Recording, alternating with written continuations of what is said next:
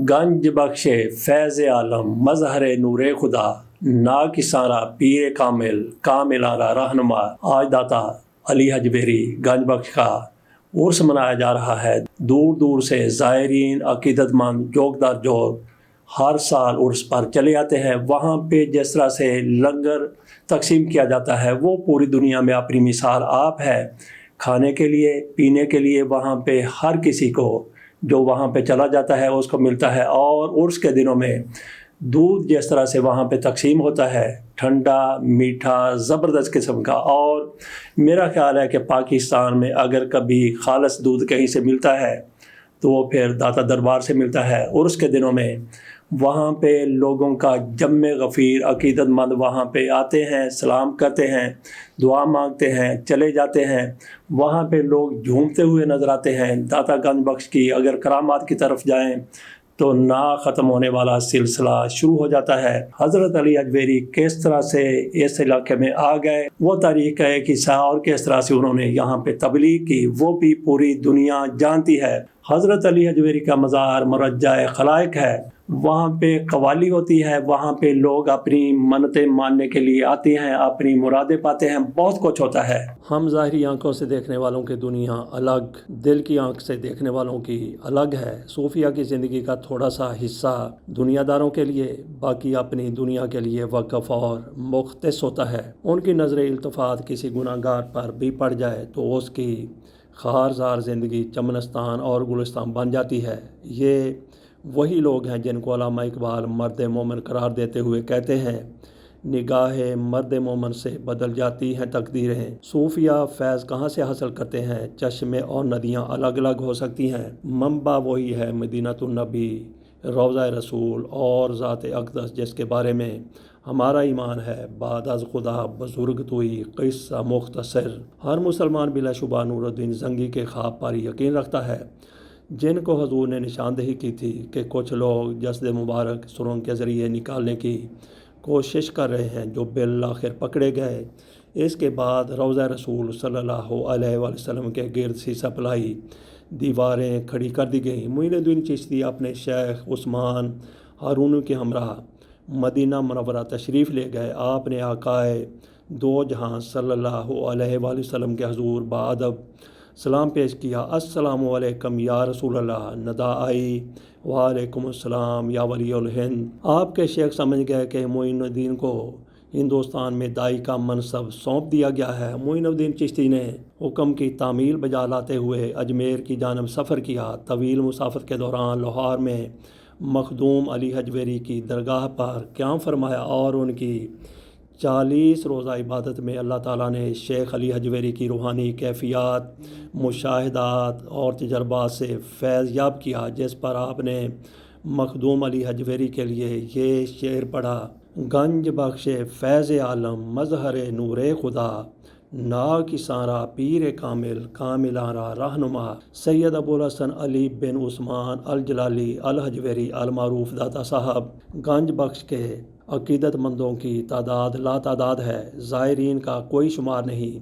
جہاں آنے والوں پر عقیدے کی کوئی قید نہیں، کوئی مرادیں لینے آتا ہے تو کوئی روحانی فیض پانے کی جستجو میں چلا آتا ہے۔ کسی کا مقصد صرف اور صرف حاضری و سلام ہوتا ہے۔ کچھ حاضری کو عبادت کا درجہ دیتے ہیں اور داتا ہی کو کار ساز جہاں و مکان سمجھتے ہیں۔ کچھ لوگ کہتے ہیں کہ داتا اللہ کا نام ہے، ان کے نزدیک علی حجویری کو داتا صاحب کہنا شرک ہے۔ ایک عالم دین نے یہ اعتراض یوں رفع کیا: پہلی بات تو یہ ہے کہ اسماء حسنہ میں داتا نام شامل نہیں ہے۔ داتا اللہ کی صفت ہے، تسمیہ میں لفظ رحیم کا ذکر ہے، یہ یقیناً اللہ کا نام ہے اور اسماء حسنہ میں سے ہے۔ اللہ تعالیٰ نے اپنے محبوب صلی اللہ علیہ وسلم کو رؤوف الرحیم فرمایا۔ اللہ رحیم ہے تو اپنی ذات کے اعتبار سے، اللہ کے محبوب رحیم ہے تو اللہ کی عطا سے۔ ادھر رحمت صفت ذاتی ہے، ادھر رحمت صفت عطائی ہے۔ اسی طرح اللہ داتا ہے تو اپنی ذات کے اعتبار سے، اور کوئی بندہ حق داتا ہے تو اللہ کی عطا سے۔ داتا کا مطلب دینے والا، دینا خدا کی صفت ہے۔ اللہ جس کو چاہے اپنی صفات، شجاعت، سخاوت، ودیت کر دے، یہ عطائی صفات ہوتی ہیں۔ یہی صفت یعنی سخاوت حضرت علی حجویری میں بدرجہ عطا موجود تھی۔ وہ پوری زندگی ایسا کرتے رہے۔ دیکھنے والے صاحب ثروت لوگوں نے بھی اس راہ پر چلنے کی کوشش کی۔ ڈھابے پر مزدور کھانا کھا رہے تھے، داتا کے ایک معتقد بھی وہیں بیٹھ کر کھانے لگے۔ بل چکانے لگے تو مزدوروں کے کھانے کی ادائیگی بھی کر دی۔ اٹھے ہی تھے ایک بزرگ کو سامنے کھڑے دیکھا، انہوں نے پوچھا جیب میں کچھ ہے؟ عرض کیا جی ہے، حکم دیا نکال دو۔ 50,000 سے کچھ اوپر تھے، احترام سے نکال کر ان کے حوالے کر دیے۔ بابا جی نے انہیں اپنے تھیلے میں رکھ لیا۔ لمحہ بھر بعد تھیلے میں ہاتھ ڈالا تو ان کے پیسے اور اتنی ہی رقم اپنی طرف سے ڈال کر ان کو واپس کرتے ہوئے کہا غریبوں کو کھلاتے رہو۔ وہ آج بھی کھلا رہے ہیں، ایمانداری سے کاروبار کرتے ہیں اور آمدن کا کوئی اندازہ نہیں ہے۔ اب آتے ہیں پروفیسر محمد عبداللہ بھٹی کی تحریر کی طرف۔ اس کا عنوان انہوں نے دیا ہے کامل کشف المحجوب۔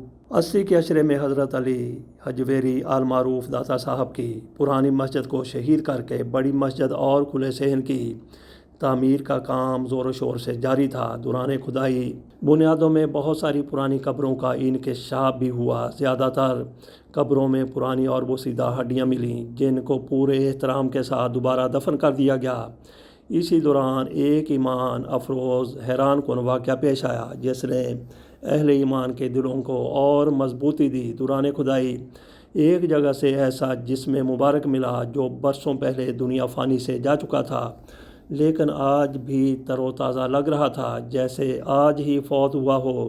زیادہ حیرت والی بات یہ تھی کہ یہ کسی انگریز کا جسم تھا جس کے نورانی چہرے پر داڑھی بھی تھی۔ یہ واقعہ سب کے لیے حیران کن تھا۔ تحقیق کرنے پر پتہ چلا کہ یہ ایک گورے کا جسم ہے جو برطانیہ کا رہنے والا تھا۔ تحقیق سے پتہ چلا کہ 1936 میں برطانیہ کے لینارڈ خاندان سے تعلق رکھنے والے دو بھائیوں نے اپنے دوستوں کے ساتھ جب کشف المحجوب کا انگریزی ترجمہ پڑھا تو کتاب کی حقانیت اور سچائی سے متاثر ہو کر مسلمان ہو گئے۔ دلوں میں عشق الہی کی ایسی شمع روشن ہوگی کہ برطانیہ چھوڑ کر تلاش شیخ اور تصوف کے اسرار و رموز سیکھنے کے لیے ہندوستان آ گئے۔ تلاش شیخ کے لیے ملک کا چپا چپا چھان مارا۔ پھر جب خالق بے نیاز کو دونوں بھائیوں پر رحم آیا تو ان کو حیدرآباد میں مولانا سید محمد ذوقی شاہ کا در دکھا دیا۔ دونوں بھائی مولانا ذوقی صاحب کے مرید ہوئے اور اپنے شیخ کی زیر نگرانی سلوک اللہ طے کیا اور اپنی روحوں کو عشق الہی اور روحانیت کے اسرار و رموز سے روشن کیا۔ شیخ نے اپنی نگاہ خاص سے ان کے مردہ دلوں کو روحانیت کی حرارت بخشی۔ بڑے بھائی کا اسلامی نام فاروق احمد رکھا گیا جو مرشد سے روحانیت کی تربیت لے کر لاہور میں سید علی حجویری کے دربار مبارک پر آ گیا۔ یہاں آ کر سب سے بڑے چشمہ معرفت سے عرصہ دراز تک فیض یاب ہوتا رہا اور لوگوں کی بھی تربیت کرتا رہا۔ یہاں کی شدید گرمی کی تاب نہ لا سکا اور اسلامی زندگی کے 8ویں سال جام شہادت نوش کیا۔ یہ بھٹی صاحب کی طرف سے کہا گیا ہے اور حضرت علی حجویری کے آستانہ مبارک میں دفن ہوئے۔ کئی سالوں کے بعد جب مسجد کا توسیع کام ہو رہا تھا تو آپ کا جسم مبارک ویسے کا ویسا تھا۔ یہ حضرت علی حجویری کی ایک اور زندہ کرامت تھی۔ فاروق احمد کے جسم مبارک کو دوبارہ ایک خوبصورت کمرے میں دفن کیا گیا۔ سرہانے سنگ مرمر کی خوبصورت تختی بھی لگائی گئی جس پر آپ کی ساری تفصیل درج ہے۔ پروفیسر محمد عبداللہ بھٹی کہتے ہیں کہ کئی بار اس کمرہ مبارک اور قبر مبارک کی زیارت کر چکا ہوں۔ اہل دل آج بھی فاروق احمد صاحب کی قبر مبارک پر فاتحہ خوانی کے لیے جاتے ہیں۔ فاروق احمد صاحب کے چھوٹے بھائی کا نام مولانا سید محمد ذوقی شاہ نے حضرت شہید اللہ فریدی رکھا۔ انہوں نے ریاضت مجاہدوں کے بعد سلوک اللہ میں تکمیل حاصل کی اور خلافت سے نوازے گئے۔ اس کے بعد تقریباً عرصہ 30 سال تک مریدین کی تربیت میں مشغول رہے۔ شدید گرمی اور روحانی مصروفیات کی وجہ سے دل کے مریض ہو گئے اور 1978 میں واصل باللہ ہوئے۔ آپ کا مزار مبارک کراچی کے قبرستان سخی حسن میں مرجع خلائق ہے۔ حضرت شہید اللہ صاحب کشف المحجوب مطبوعہ مکتبہ المعارف لاہور کے دیباچہ میں شہنشاہ لاہور علی حجویری کو شاندار الفاظ میں اس طرح خراج عقیدت اور خراج تحسین پیش کرتے ہیں۔ حضرت علی حجویری کی شہرت کا دار و مدار کشف المحجوب ہی نہیں بلکہ آپ کا لاہور میں وہ مزار مبارک ہے جہاں پر ملک ہندوستان اور دیگر ہمسایہ ملکوں کے زائرین کا ہجوم رہتا ہے اور روحانیت کے پیاس سے اپنی روحانی پیاس بجھاتے ہیں۔ کشف المحجوب کو چند لوگوں نے پڑھا ہوگا، لیکن آپ کی روحانیت سے لاکھوں سیراب ہو رہے ہیں، لہٰذا آپ کی شہرت اور عظمت کا دار و مدار صرف کتابیں اور تذکرے نہیں بلکہ آپ کی بے پناہ روحانی قوت اور کشش ہے، جس سے ہر کس و ناقص آپ کی طرف کھنچا چلا جاتا ہے۔ محترم قارئین، کسی معتبر تاریخ سے یہ پتہ نہیں چلتا کہ شہنشاہ لاہور حضرت علی حجویری کا خلیفہ اکبر کون تھا، لیکن سچ یہ ہے کہ موجودہ زمانے میں تصوف کے عظیم بزرگ رہنما حضرت داتا گنج بخش کی شورا آفاق کتاب کشف المحجوب ہی آپ کی خلیفہ اکبر اور قیامت تک سلسلہ حجویر جاری و ساری رہے گا۔ تصوف پر لکھی جانے والی عربی زبان کی پہلی کتاب شیخ حارث آل محاسی کی کتاب الرعایا ہے۔ فارسی میں یہ شرف کشف المحجوب کو حاصل ہے۔ تصوف کے ماخذ میں اس کتاب کو سند کا درجہ حاصل ہے۔ یہ کتاب سید علی حجویری نے اپنے ہم وطن ابو سعید غزنوی کی درخواست پر لکھی۔ اگرچہ آپ کی ساری کتابیں غزنی میں رہ گئیں، لیکن آپ نے اپنی بے پناہ قوت حافظہ اور مسائل تصوف پر عبور کی بدولت ایسی مکمل اور بھرپور کتاب تحریر فرمائی۔ 1000 سال گزرنے کے بعد بھی کوئی کتاب آپ کی کتاب کا مقابلہ کرنے سے قاصر ہے۔ یہ کتنے بڑے اعزاز کی بات ہے کہ کتاب فارسی میں تصوف پر پہلی کتاب ہے، اور ارباب علم و فن کا قول ہے کہ پہلی کوشش کرنے والا مشکل ترین راستے سے گزر کر آنے والی نسلوں کے لیے راہ ہموار کرتا ہے۔ لیکن حیرت ہے کہ 1000 سال گزرنے کے باوجود بھی یہ کتاب حرف آخر کا درجہ رکھتی ہے۔ یہاں پہ تھوڑا سا تذکرہ پھر کرتے ہیں فاروق لیونارڈ کا۔ ایک تو سٹوری آپ کے سامنے ہم نے فاروق لیونارڈ کی پروفیسر عبداللہ بھٹی صاحب کی رکھی، دوسری مولانا خادم رضوی سے سٹوری آپ کے سامنے میں رکھتا ہوں، جس کی تائید کچھ تحقیق سے بھی ہوتی ہے۔ جیسا کہ کہا کہ علامہ خادم حسین رضوی صاحب سے فاروق احمد لیونارڈ کا واقعہ سنا تھا، اس کے بعد میں نے خود بھی تحقیق کی تھی، اور جہاں پہ ان کی قبر موجود ہے وہاں پہ بھی میں جا چکا ہوں۔ لیونارڈ کے حوالے سے یہ کہا جاتا ہے کہ اس علاقے سے ان دنوں پاکستان نہیں بنا تھا، یہاں سے کچھ لوگ برطانیہ گئے تھے تبلیغ کے لیے، ترغیب دینے کے لیے، اسلام کے فروغ کے لیے، تو وہاں پہ ان کے ہاتھ پر لیونارڈ کی طرف سے اسلام قبول کر لیا گیا۔ اسلام قبول کرنے کے بعد انہوں نے قرآن مجید کا، قرآن پاک کا مطالعہ شروع کر دیا، جس میں مشہور واقعہ حضرت سلیمان علیہ السلام کا ہے کہ کس طرح سے انہوں نے ملکہ بلقیس کا تخت لانے کے لیے کہا تھا۔ سبا کی وہ ملکہ تھی، کئی میل دور وہاں سے تھیں۔ حضرت سلیمان علیہ السلام کی طرف سے حکم دیا گیا تھا اپنے درباریوں کو کہ ملکہ سبا کا تخت کون یہاں پہ لائے گا۔ بتایا جاتا ہے کہ اس تخت کی لمبائی 80 گز تھی اور چوڑائی 40 گز تھی۔ تو ایک جن کی طرف سے کہا گیا کہ حضور میں وہ تخت یہاں پہ لے آتا ہوں، اور آپ کا دربار برخاست ہونے سے پہلے تخت یہاں پہ موجود ہوگا۔ حضرت سلیمان علیہ السلام کی طرف سے کہا گیا نہیں، یہ دیر ہو جائے گی۔ وہیں پہ آصف بن برقیہ حضرت سلیمان علیہ السلام کے وزیر بھی بیٹھے ہوئے تھے، ان کی طرف سے کہا گیا میں وہ تخت پلک جھپکتے میں وہاں سے لا سکتا ہوں۔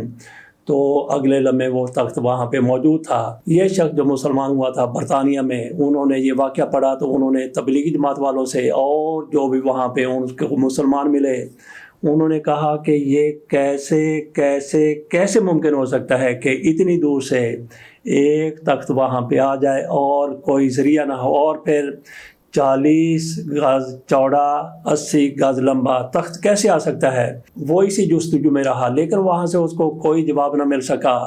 تو ان لوگوں کی طرف سے جنہوں نے ان کو مسلمان کیا تھا، تبلیغ جماعت والوں کی طرف سے ان کو اسی علاقے میں آنے کی دعوت دی گئی۔ پاکستان نہیں بنا تھا، اس سے پہلے کی بات ہے۔ وہ یہاں پہ آئے، لاہور میں ایک جگہ سے دوسری جگہ جا رہے تھے۔ آج کل یہاں پہ یادگار ہے، کہا جاتا ہے کہ وہیں سے وہ دوسرے علاقے میں جا رہے تھے اور داتا صاحب کا درمیان میں مزار آتا تھا۔ وہاں انہوں نے دیکھا کہ لوگوں کا ایک جمع غفیر ہے، لوگ آ رہے ہیں جا رہے ہیں۔ انہوں نے کہا کہ یہاں پہ کیا ہو رہا، بتایا گیا کہ نہیں کچھ نہیں۔ مولانا خادم حسین رضوی کہتے ہیں کہ تبلیغی جماعت والوں کی طرف سے بتایا گیا کہ نہیں کچھ نہیں، یہ شرک ہو رہا ہے، بدعت ہو رہا ہے، وہاں پہ جانے کی ضرورت نہیں، کوئی دلچسپی لینے کی ضرورت نہیں۔ لیکن انہوں نے کہا کہ مجھے یہاں پہ جانا ہے، میں نے دیکھنا ہے، ہو سکتا ہے کہ کوئی روحانی کشش بھی ہو۔ بہرحال وہ تانگے سے اترتے ہیں، داتا صاحب کے دربار کے اندر جاتے ہیں، مزار کے قریب پہنچتے ہیں تو وہاں پہ ایک داتا صاحب کا مرید سمجھ لیں یا فقیر سمجھ لیں یا بات تدبیر سمجھ لیں، وہ بیٹھے ہوئے تھے۔ انہوں نے جب ان کو دیکھا تو انہوں نے ان کا استقبال کیا اور ان سے پوچھا کہ جناب آپ چائے پئیں گے یا پھر آپ ٹھنڈا پئیں گے؟ تو ان کی طرف سے کہا گیا کہ میں چائے پیوں گا۔ انہوں نے کہا ٹھیک ہے، اس کے علاوہ تو آپ کا کوئی مسئلہ کوئی کام نہیں؟ انہوں نے کہا کہ ہے، مسئلہ ہے، بہت بڑا مسئلہ ہے۔ کیا مسئلہ ہے؟ انہوں نے سارا واقعہ سنایا کہ کس طرح سے حضرت سلیمان علیہ السلام کے دربار میں اتنا بڑا تخت آ سکتا ہے۔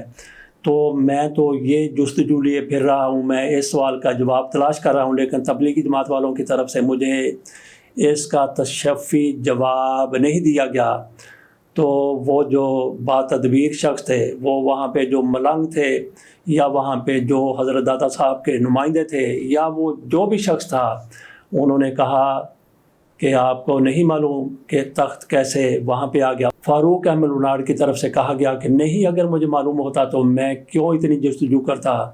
تو ان صاحب کی طرف سے جو وہاں پہ موجود تھے، انہوں نے اپنا ہاتھ کندھے تک اٹھایا اور کہا ایسے۔ جب فاروق احمد لوناڑ نے ان کے ہاتھ کی طرف دیکھا، اس کے اوپر چائے رکھی ہوئی تھی جیسا کہ آپ کو نظر آ رہی ہے، دھواں نکل رہا تھا، تو وہ یہ دیکھ کر بے ہوش ہو کر گر گئے۔ تھوڑی دیر کے بعد جب وہ حواس میں آئے تو ان سے پوچھا کہ کیا ہوا تھا؟ تو انہوں نے کہا کہ یہ کپ یہ تو میرے گھر کا برطانیہ میں موجود تھا، یہ یہاں پہ کیسے آ گیا؟